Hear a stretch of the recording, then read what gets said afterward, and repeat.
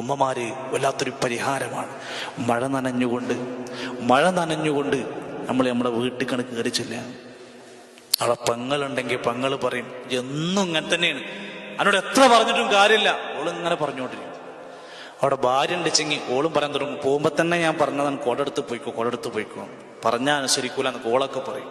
പക്ഷെ മൂന്നാമതൊരാൾ വരും ബാക്കിന്ന് ഒരു തോർത്തും കൊണ്ടും പിടിച്ചിട്ട്, മോനെ ആ തല ഉയർത്തിയിട്ടുണ്ട് കയറിക്ക. അതിനൊരു ഉമ്മ ഉണ്ടാവണം വീട്ടിൽ. ആ ഒരു ഉമ്മ എത്രമാത്രം എന്തൊക്കെയാണ് പരിഹാരമാണ്, പ്രശ്നങ്ങൾക്കുള്ള പരിഹാരം നിർദ്ദേശിക്കുന്ന നമ്മുടെ മാതാപിതാക്കൾക്ക് അള്ളാഹു ദീർഘായുസ്സും ആരോഗ്യവും ആഫിയത്തും നൽകുമാറാകട്ടെ.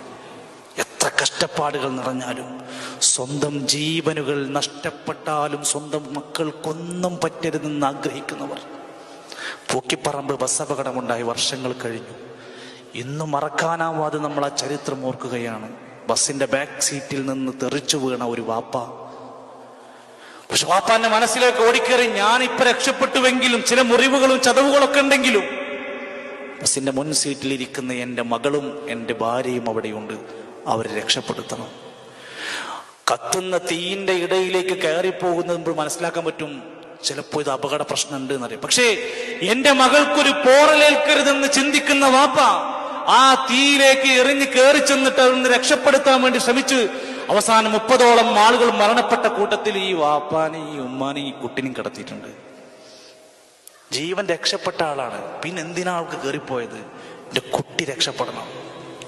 മിനയിൽ തീപിടുത്തുണ്ടായി വർഷങ്ങൾക്ക് മുമ്പ്, 8-9 വർഷങ്ങൾക്ക് മുമ്പ് മിനയിൽ തീപിടുത്തുണ്ടായപ്പോ മലപ്പുറത്ത് നിന്ന് 2 ആളുകൾ പോയിരുന്നു. ഒരു വൃദ്ധയായ ഉമ്മയും അവരെ നോക്കാൻ വേണ്ടി കുറച്ച് ആരോഗ്യമുള്ള ഒരു മോനും പോയിരുന്നു. തീ ഇങ്ങനെ അടുത്തെത്തി മിനയിലെ ടെന്റുകളിൽ തീപിടിച്ച് കയറിക്കൊണ്ടിരിക്കുമ്പോ ഉമ്മ മോനോട് പറഞ്ഞു, അത്ര മോനെ ഈ പൊയ്ക്കോ, ഇന്നെ പെട്ട് നോക്കണ്ട, എനിക്ക് നടക്കാനോ ഓടാനോ പറ്റുന്ന സമയമല്ല, എന്റെ മോനെ ഓടി രക്ഷപ്പെടണം.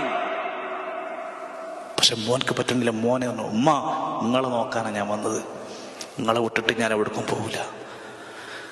ഉമ്മ ദേഷ്യത്തോടെ അവനെ കൈവിട്ട് തള്ളിയിട്ട് അവനോട് പറഞ്ഞു, മോനെ എന്നെ വിട്, എന്റെ പ്രായവും എന്റെ ആരോഗ്യം പറ്റുന്നില്ല ഓടാൻ, നീ പോയി രക്ഷപ്പെട്. ഉമ്മന്റെ കൈ പിടിച്ചു വലിച്ചു കൊണ്ടുപോവാൻ.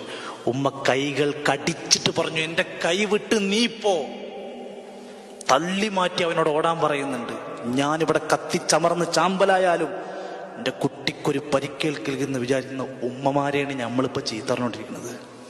അവസാനം മരണപ്പെട്ട ആ ആൾക്കാരുടെ കൂട്ടത്തിൽ, ഹാജിമാരുടെ കൂട്ടത്തിൽ ഈ 2 ആൾക്കാരുണ്ടായിരുന്നു. പ്രിയപ്പെട്ടവരെ, മലപ്പുറം ജില്ലയിലെ കുറ്റിപ്പുറം നമുക്കറിയാലോ. കുറ്റിപ്പുറം കഴിഞ്ഞ് അടുത്ത സ്റ്റോപ്പ് പള്ളിപ്പുറം. റെയിൽവേ ട്രാക്കിലൂടെ ഒരു ഉമ്മ നടന്നു പോവുക, കയ്യിൽ 2 കുട്ടികളുണ്ട്. ഉമ്മ വിചാരിച്ചു ട്രെയിന് വരുന്നത് അപ്പുറത്തെ സ്റ്റോപ്പിലൂടെ, അപ്പുറത്തെ ട്രാക്കിലൂടെയാണ്. കുറെ സമയം ട്രെയിനിൽ നിന്ന് ഇങ്ങനെ ഹോൺ അടിക്കുന്നുണ്ട്. ഉമ്മ വിചാരിക്കുന്നതൊക്കെ അപ്പുറത്തെ ട്രാക്കിലൂടെ പൊയ്ക്കോളും. അവസാനത്തെ സമയം അടിക്കുന്ന ഹോണ് തൊട്ട ബാക്കിലാണ് കണ്ടപ്പോ കയ്യിലുണ്ടായിരുന്ന 2 കുട്ടികൾ 2 സൈഡ് കെറിഞ്ഞു. ഉമ്മ ചതഞ്ഞറിഞ്ഞു. മക്കൾക്കിന്ന് 14 വയസ്സായി. സ്വന്തം ചോര വാർന്നാലും കഴുത്തിൽ പിടിച്ചാലും സ്വന്തം ജീവന് പോറലേറ്റാലും എൻ്റെ പ്രിയപ്പെട്ട മക്കൾക്കൊന്നും പറ്റരുതെന്ന് വിഷമിക്കുന്നവർക്ക് വേണ്ടി, പ്രിയപ്പെട്ടവരെ, എന്തുകൊണ്ട് നമുക്ക് കഷ്ടപ്പെട്ടുകൂടാ എന്ന് നമ്മളൊക്കെ ചിന്തിച്ചു നോക്കാം. അവർക്ക് വേണ്ടി എന്തുകൊണ്ട് പ്രയാസപ്പെട്ടുകൂടാ? അവരെ എന്തുകൊണ്ട് സ്നേഹിച്ചുകൂടാ?